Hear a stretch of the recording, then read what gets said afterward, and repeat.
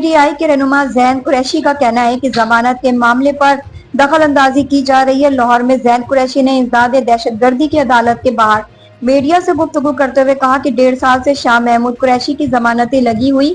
علاوہ ازیں شاہ محمود قریشی کی بیٹی اور پی ٹی آئی کے رہنما مہر بانو قریشی کا کہنا تھا کہ پیپلز پارٹی اور مسلم لیگ نون کے درمیان نورہ کشتی ہے۔ ایسی لڑائیاں قومی مفاد اور عوام کے لیے نہیں ہوتی۔ یہ لوگ اپنے اقتدار کے حصول کی خاطر اکٹھے ہوئے ہیں۔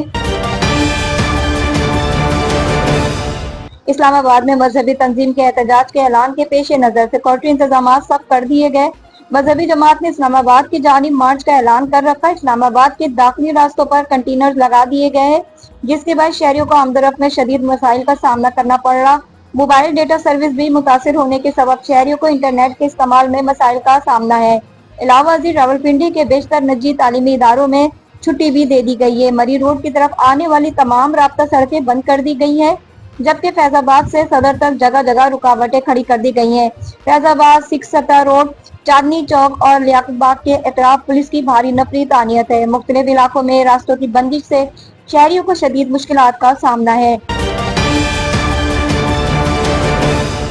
لاہور میں ممکنہ احتجاج کے باعث اورنج لائن ٹرین کے بعد میٹرو بس سروس بھی بند کر دی گئی۔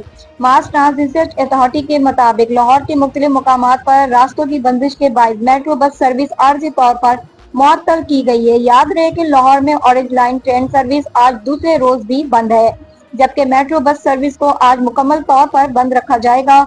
اورنج لائن ٹرین اور میٹرو بس کے اسٹیشن اور اسٹاپس بھی بند رہیں گے۔ گورنر ہاؤس لاہور میں دوسری سالانہ محفل میلاد کا انعقاد کیا گیا۔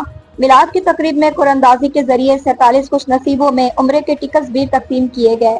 اس موقع پر گورنر پنجاب سردار سلیم حیدر کا کہنا تھا، لوگوں کا اس قدر ہجوم اس بات کا ثبوت ہے کہ گورنر ہاؤس عوامی گھر بن چکا ہے۔ انہوں نے مزید کہا کہ حضرت محمد صلی اللہ علیہ وآلہ وسلم کی سیرت پر عمل کر کے ہم دنیا آخرت میں کامیابی حاصل کر سکتے ہیں۔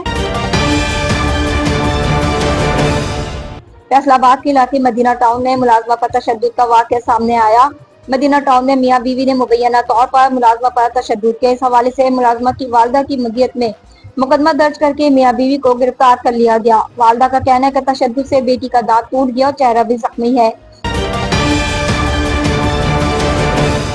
وزیر داخلہ سندھ ضیاء الحسن لنجھار نے کہا ہے کہ بھتہ خوری کا معاملہ انتہائی سنجیدہ ہے، کسی کو بھی شہریوں یا تاجروں کو تنگ کرنے کی اجازت نہیں دیں گے۔ کراچی میں پریس کانفرنس میں انہوں نے کہا کہ بھتہ خوری میں ملوث 4 ملزمان مقابلے میں مارے گئے، جبکہ 3 کو زخمی حالت میں گرفتار کیا گیا۔ یہ اہم معاملہ تھا، اس لیے آج کی پریس کانفرنس میں شریک ہوا ہوں۔ ان کا کہنا تھا، ہم چاہتے ہیں کہ کراچی میں کاروبار پھلے پھولے۔ ہمارا بزنس کمیونٹی سے ہمیشہ تعاون رہا ہے، تاجروں سے مل کر ان کے مسائل حل کرتے ہیں۔ کچھ تاجروں کو بھتہ نہ دینے پر دھمکیاں آئی ہیں۔ تاجروں کی شکایات کے اندراج کے لیے ایک ویب پورٹل بھی بنا رہے ہیں۔ Director general D G inter service public relation I S P R lieutenant general Ahmed Sharif Chaudhry نے کہا ہے کہ خیبر پختونخوا میں جو دہشت گردی ہے، اس کے پیچھے سیاسی اور مجرمانہ گٹھ جوڑ ہے۔ سوچے سمجھے منصوبے کے تحت دہشت گردوں اور ان کے سہولت کاروں کو اسپیس دی گئی۔ کسی فرد واحد کو اجازت نہیں دی جا سکتی کہ پاکستان اور کے پی کے غیور عوام کی جان، مال اور عزت کا سودا کرے۔ D G inter services public relations I S P R lieutenant general Ahmed Sharif Chaudhry نے خارجیوں کے سہولت کاروں کو 3 آپشنز دیے ہیں۔ ترجمان پاک فوج لیفٹیننٹ جنرل احمد شریف چودھری نے پشاور میں پریس کانفرنس کے دوران کہا کہ اب اسٹیٹس کو نہیں چلے گا۔